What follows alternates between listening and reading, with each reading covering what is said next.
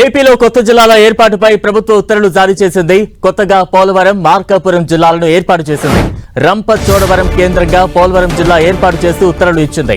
మార్కాపురం కేంద్రంగా మార్కాపురం జిల్లా ఏర్పాటు చేసింది ప్రభుత్వం.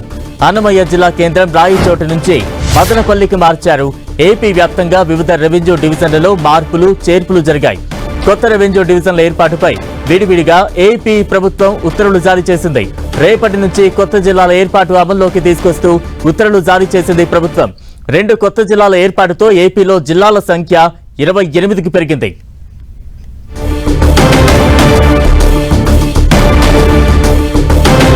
తాజా అప్డేట్స్ అందించేందుకు మా ప్రతినిధి విజయ్ చంద్రన్ సిద్ధంగా ఉన్నారు. విజయ్, మళ్ళా ఆంధ్రప్రదేశ్ లో 2 కొత్త జిల్లాల ఏర్పాటు కోసమై ఏపీ ప్రభుత్వం తుది నోటిఫికేషన్ విడుదల చేసింది. మార్కాపురము, పోలవరం జిల్లాల ఏర్పాటు చేస్తూ నోటిఫికేషన్ విడుదల చేసింది. రంపచోడవరం హెడ్ క్వార్టర్ గా పోలవరం జిల్లా ఏర్పాటు చేస్తూ ఉత్తర్వులు ఇచ్చింది. అలాగే మార్కాపురం హెడ్ క్వార్టర్ గా మార్కాపురం జిల్లా ఏర్పాటు చేస్తూ ఉత్తర్వులు ఇచ్చింది. రేపటి నుంచి కూడాను దీనికి సంబంధించినటువంటి కార్యాచరణ అంతా అమల్లోకి రానుంది. 2 కొత్త జిల్లాల ఏర్పాటుతో రాష్ట్రంలో 26 నుంచి 28 జిల్లాలకు ఈ జిల్లాల సంఖ్య పెరిగింది.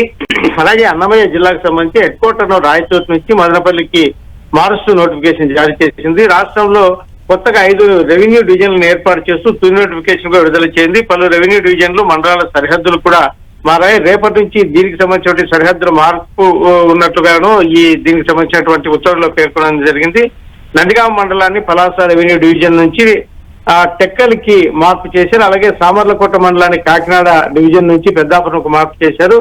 పాడేరు కేంద్రంగా అల్లూరి సీతారాం జిల్లా రీస్ట్రక్చర్ చేస్తూ ఉత్తర్వులు ఇచ్చారు. పెనుగొండను వాసవి పెనుగొండగా మారుస్తూ తుది నోటిఫికేషన్ ఇచ్చారు. అనకాపల్లి జిల్లాలో అడ్డరోడ్డు రెవెన్యూ డివిజన్ ఏర్పాటు చేశారు. అంబేద్కర్ కోనసీమ జిల్లాలో మండలాలను మారుస్తూ ఉత్తర్వులు ఇచ్చారు. రేపటి నుంచి దీనికి సంబంధించినటువంటి వ్యవహారం కూడా అమల్లోకి రానుందని చెప్పొచ్చు. 2 కొత్త మండలాలను ఏర్పాటు చేశారు. ఆదోని 1, ఆదోని 2 ఈ 2 మండలాలు కూడాను అమల్లోకి రానున్నాయి. అలాగే దీనికి సంబంధించి చూస్తే కనుక 679గా ఉన్న మండలాలు రేపటి నుంచి 681గా వీటి సంఖ్య కూడా పెరిగింది. దీంతో ఏదైతే ఇంతవరకు ఈ గ్రూప్ ఆఫ్ మినిస్టర్స్ ఏదైతే ఈ జిల్లాల పునర్విభజనకు సంబంధించినటువంటి వ్యవహారం అయితే కనుక పలు విజ్ఞప్తులు తీసుకొని పలు సూచనలు, సలహాలు ప్రజల నుంచి వచ్చినటువంటి వినతులు వీటన్నిటినీ తీసుకొని ప్రభుత్వానికి నివేదిక ఇచ్చిన తర్వాత కేబినెట్ లో అప్రూవల్ అయింది. అప్రూవల్ అయిన తర్వాత దీనికి సంబంధించినటువంటి తుది నోటిఫికేషన్ కూడా ఈ రోజు విడుదల చేయడం జరిగింది. Right, thank you Vijay Chandran.